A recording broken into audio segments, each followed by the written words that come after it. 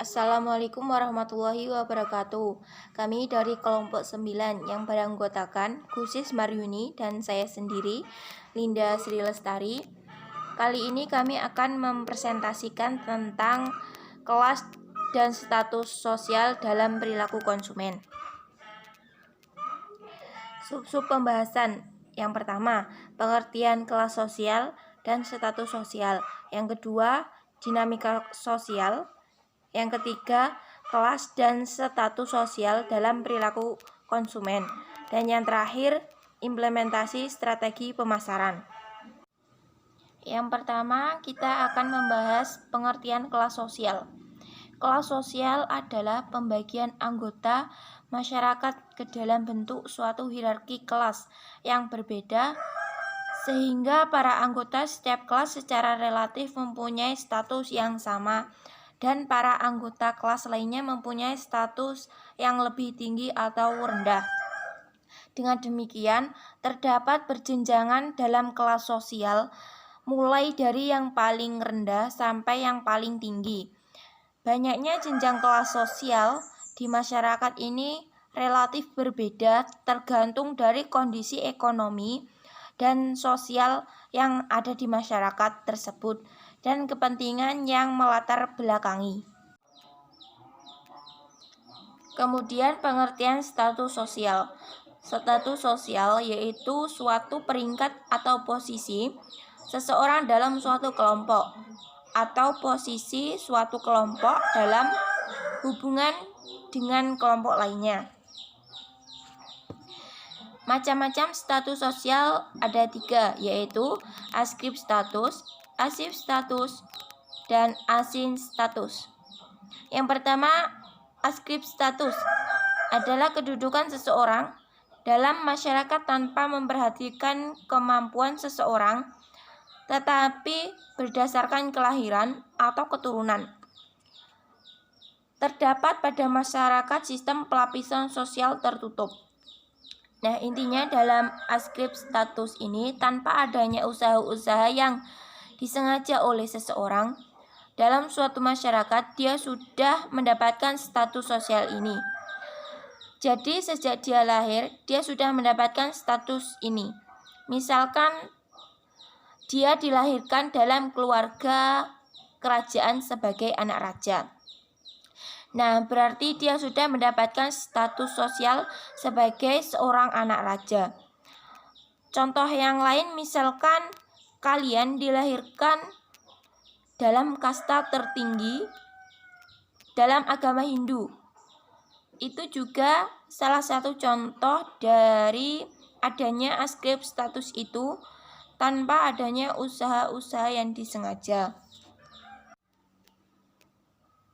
Kemudian asif status merupakan status yang didapatkan melalui usaha-usaha disengaja, diperoleh bukan atas dasar kelahiran atau keturunan, tetapi atas dasar prestasi atau kemampuan seseorang, terjadi pada masyarakat sistem pelapisan sosial terbuka.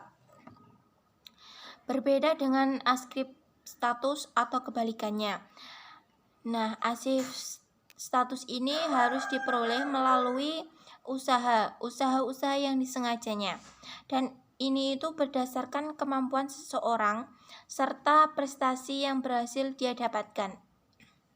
Nah, dengan adanya usaha-usaha tersebut, maka mereka itu bisa mendapatkan status sosial yang mereka inginkan. Di mana askrip status kecenderungannya mereka itu berada di dalam sistem pelapisan sosial yang tertutup, sedangkan asif status itu berada di sistem pelapisan sosial yang terbuka. Nah, artinya di dalam sistem pelapisan terbuka ini berarti setiap anggota masyarakat itu bisa memperoleh status sosialnya.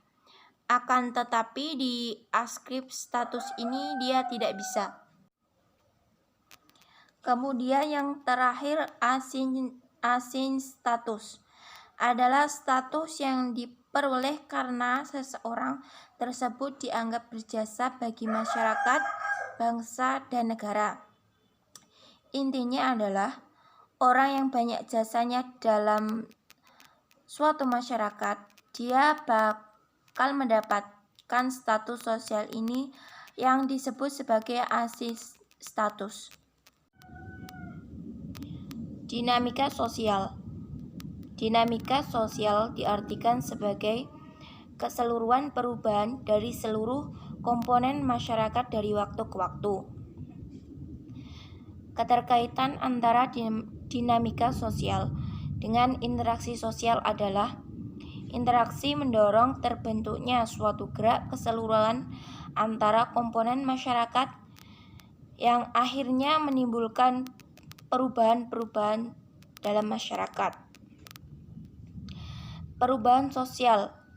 Di zaman era modern ini, kedudukan laki-laki dan perempuan sama di mata masyarakat, di mana perempuan memiliki kesempatan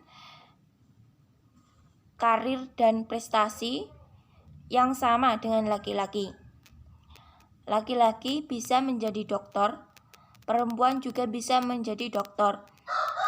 Laki-laki bisa menjadi pilot, maka perempuan juga bisa menjadi pilot. Hal ini berarti telah terjadinya perubahan status dan peran dalam masyarakat, di mana telah terjadi kesetaraan antara laki-laki dengan perempuan. Adapun dampak positif dan negatif dari perubahan sosial tersebut. Dampak positifnya yaitu berkembangnya ilmu pengetahuan teknologi atau iptek. Kemudian berkembangnya demokratisasi.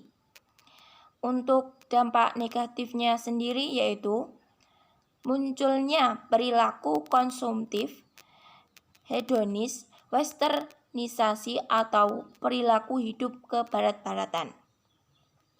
Kemudian akan dilanjutkan oleh Gusis Maryuni. Selanjutnya adalah kelas dan status sosial dalam perilaku konsumen.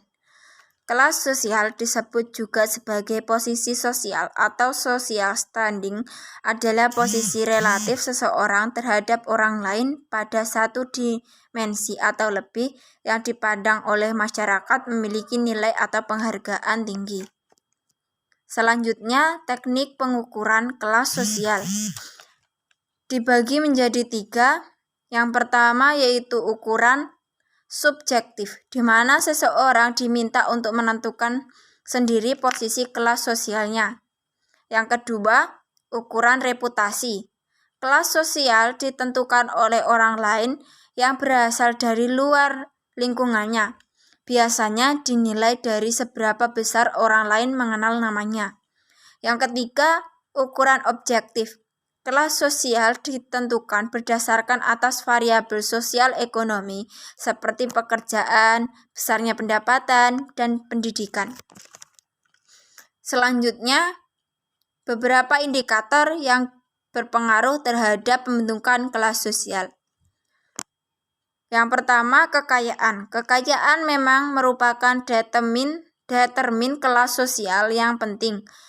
Hal tersebut sebagian disebabkan oleh peranan dalam memberikan gambaran tentang latar belakang keluarga dan cara hidup seseorang.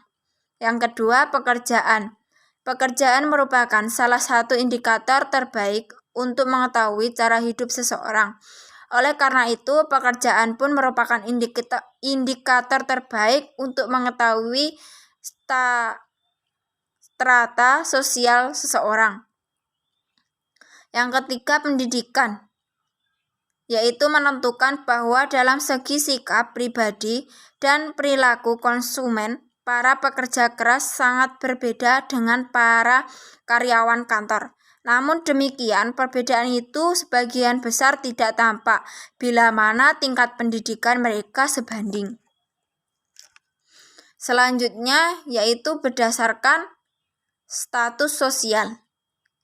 Kelas sosial timbul karena adanya perbedaan dalam penghormatan dan status sosialnya. Misalnya, seorang anggota masyarakat dipandang terhormat karena memiliki status sosial yang tinggi, dan seorang anggota masyarakat dipandang rendah karena memiliki status sosial yang rendah. Selanjutnya, status sosial dibedakan menjadi dua macam menurut prosesnya. Yang pertama yaitu status yang diperoleh atas dasar keturunan. Pada umumnya, status ini banyak dijumpai pada masyarakat yang menganut stratifikasi tertutup. Yang kedua, yaitu status yang diperoleh atas dasar usaha yang disengaja. Status ini di dalam perolehannya di individu dengan anggota masyarakat berhak dan bebas menentukan kehendaknya sendiri dalam memilih status tertentu sesuai kemampuannya. Selanjutnya yaitu implementasi strategi pemasaran.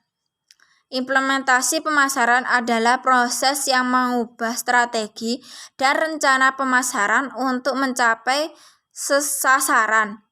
Implementasi mencakup aktivitas sehari-hari dari bulan ke bulan yang secara efektif melaksanakan perencanaan pemasaran.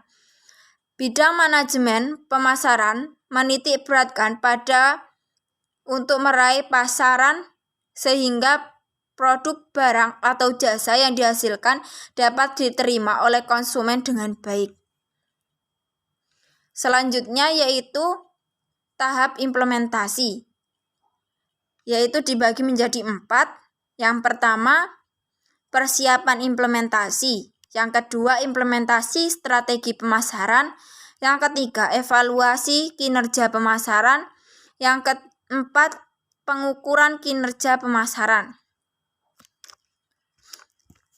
Sekian presentasi dari kelompok kami, kurang lebihnya kami mohon maaf. Wassalamualaikum warahmatullahi wabarakatuh.